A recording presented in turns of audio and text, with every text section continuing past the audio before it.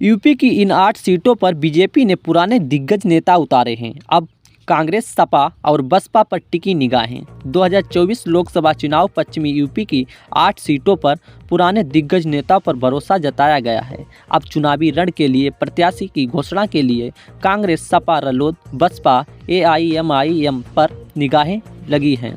लोकसभा चुनाव के लिए भाजपा ने पहली लिस्ट जारी कर दी है। पश्चिमी यूपी की 8 सीटों पर पुराने दिग्गजों पर ही भरोसा जताया है।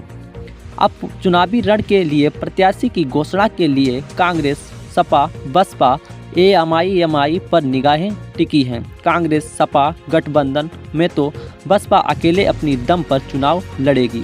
बीजेपी ने नगीना से ओम प्रकाश को अपना प्रत्याशी बनाया है। वहीं बात करें आज़ाद समाज पार्टी की तो नगीना से स्वयं भीम आर्मी चीफ चंद्रशेखर आज़ाद उर्फ रावण मैदान में हैं।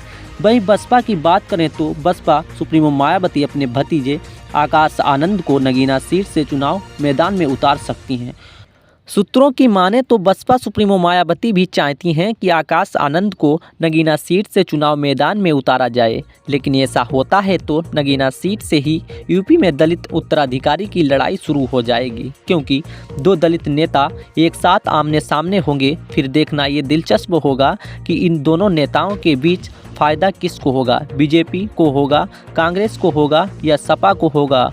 एआईएमआईएम ने मेरठ समेत प्रदेश के 7 सीटों पर चुनाव लड़ने की तैयारी की बात कहकर इंडिया गठबंधन में खलबली मचा दी है। सूत्रों की माने तो बसपा सुप्रीमो मायावती भी चाहती हैं कि आकाश आनंद को नगीना सीट से चुनाव मैदान में उतारा जाए, लेकिन ऐसा होता है तो नगीना सीट से ही यूपी में दलित उत्तराधिकारी की लड़ाई शुरू हो जाएगी, क्योंकि 2 दलित नेता एक साथ आमने सामने होंगे। फिर देखना ये दिलचस्प होगा कि इन दोनों नेताओं के बीच फ़ायदा किसको होगा, बीजेपी को होगा, कांग्रेस को होगा या सपा को होगा।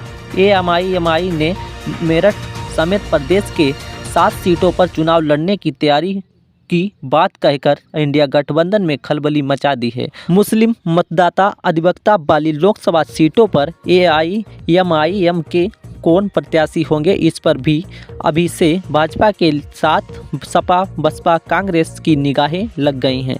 बहुजन समाज पार्टी अकेले चुनाव लड़ने का ऐलान कर चुकी है, लेकिन अभी तक प्रत्याशियों को लेकर पार्टी के पत्ते साफ नहीं दिख रहे हैं।